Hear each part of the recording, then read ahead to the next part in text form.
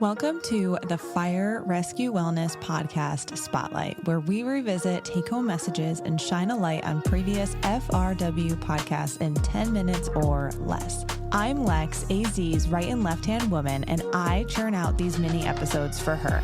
Let's go. Hey, it's AZ. I usually do not do intros for the spotlights, but I had to hop on today and just give a little intro and a shout out to Dawes. I met Dr. Dawes in 2019. When I met him, I could never have imagined how important he would be in my life. When we recorded this original podcast episode in the fall of 2022, oh my goodness, math is so hard. Fall of 2022, I also could never have imagined that I would now be not only retired, but living in Oklahoma, literally down the street from Dr. Dawes and doing a PhD. So cheers to Dr. J. Dawes and enjoy today's spotlight. We started out, we were going to try and create some kind of online training materials in order to disseminate out to the troopers because, again, they had roughly, I think at that time, don't quote me on this, but I want to say about 760 uniformed officers that were spread all over the state.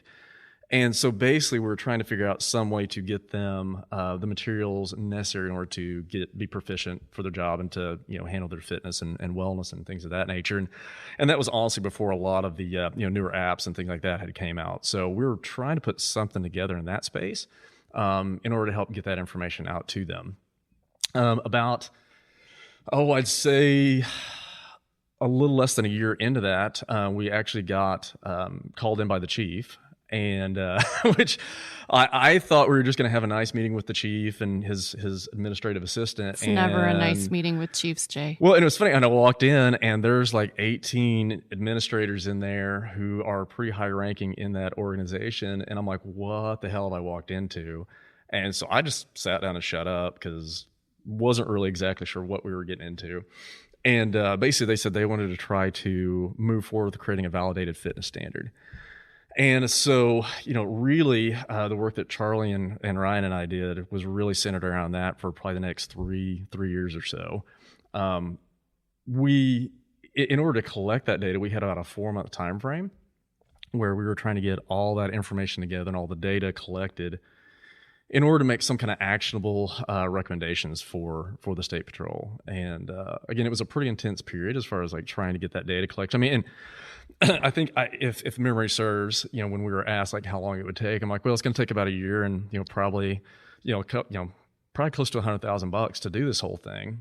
And they said, you got 4 months and we can spend about $4,000. Can you do it? I'm like, well, it's ambitious. We can try. Because I didn't want to say no, because it's one of those things where I think we all knew that it was our opportunity to help do a lot of good for a lot of folks if we could pull it off. And I definitely made no guarantees, but during that time frame, again, we collected a lot of information that really helped guide best practices within that organization and association. So we were pretty proud of that. And I love this segue because one of the things that I wanted to talk to you about was fit for duty standards. And many agencies, many individuals, I hear them making comments like, we need a fit for duty standard, or we need standards in general. And the possible tripping points that I see are that these standards are sort of arbitrary. Right. So we're having them do XYZ obstacle course, and they need to do it in 2 minutes, and it's very arbitrary. So can you sort of back it up and tell us about the research that you did to validate your standards, and then anything that happens sort of after that process? Yeah, so it's the whole validation business is a really interesting business because you have to. So I guess to back up, when we started that whole process, basically we were all in agreement that at some point in time we were going to be sitting in court and we need to be able to justify why we did what we did. And the reality of it is even at that rate, that doesn't mean that we were going to be successful. We just had to have a reason for it because I think, Annette, to your point, I think a lot of times what happens is people will set kind of an arbitrary standard. For instance, like I worked with one organization in the past where their minimum number of push-ups that they did was 22. And so after I kind of asked a few more questions, like, well, guess what? That's how many the chief can do. So that's why it was 22. Arbitrary. So, with that being said, you got to be really, really careful about that process. So when we started that process with the Colorado State Patrol in particular, we actually looked at 2 different fitness standards, which sounds a little bit contradictory, but we started looking at it from the approach of if you are a uniformed officer versus a cadet, like you really have a different job. So a cadet's job is to train, whereas a uniformed officer's job is to be an officer. With a cadet schedule, it's very prescribed. And I mean, to some extent, if you say, hey, 4 weeks into training at 9 a.m. in the morning on Tuesday, where are they going to be? We're probably going to have a pretty good idea what that looks like. So it's one of those things where with them, when we started looking at what their job was to do, was really to be able to survive training and to be able to become an officer. So with them, we kind of looked at a little bit different, in a little bit different lens, where we said, okay, what's the primary reason why people have to exit academy? And with this particular academy, it was injury.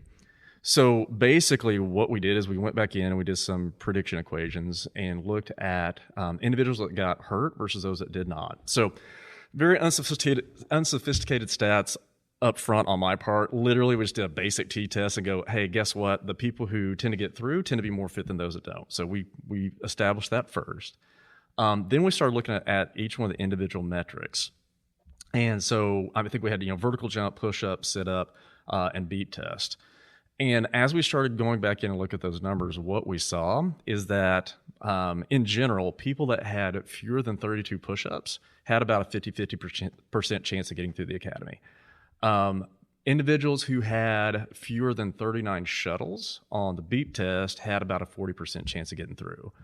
But when we combine those 2 factors, so if you did fewer than 32 push-ups and had fewer than 39 shuttles, your odds of getting through went down to 14%.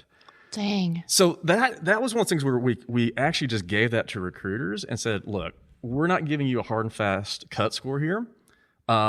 If you want to select somebody, you're fully within your rights to do that. But just recognize this is another deciding factor whenever you're making that choice is if they look like this, their odds of getting through may be pretty poor. And what I think the overall estimate was for every cadet that was recycled, it was basically about $170,000 for the state of Colorado. Holy moly. Yeah. So, and honestly, that's just looking at kind of the training costs. That's not necessarily taking into account, okay, now you've got, this trooper that was supposed to be at this, substation, and now you're down a person there because they didn't get through. Mm-hmm. So now that puts a stress and toll on the rest of the troopers. So, that's really not even looking at the total full picture, but that was, the best we could kind of extrapolate out. But basically what they did is they used that standard when they went out and recruited. And over the next 5 to 6 training academies, if memory serves, I think they only reported 2 individuals that had to exit due to either injury or an illness. So one gentleman unfortunately had cancer, and then another individual I think rolled their ankle when they were on a run. So in previous to that, if memory serves, I think they were losing close to 20%. That's outstanding. Yeah, and looking at it was really interesting for all of us that were involved in that process when you really start breaking it down, look at the metrics, and looking at, okay, what does a successful cadet look like? And the one thing I do want to provide caution with on that is like that was for this particular academy. So if you belong to an academy where maybe they don't do a lot of push-ups and they don't do a lot of endurance work, it may be different metrics that you would have to look at. But the process kind of works the same way. So yeah, it was really interesting to us, and I think by and large it helped make sure that the individuals that were getting into academy had a better chance of getting through and opportunity to become officers.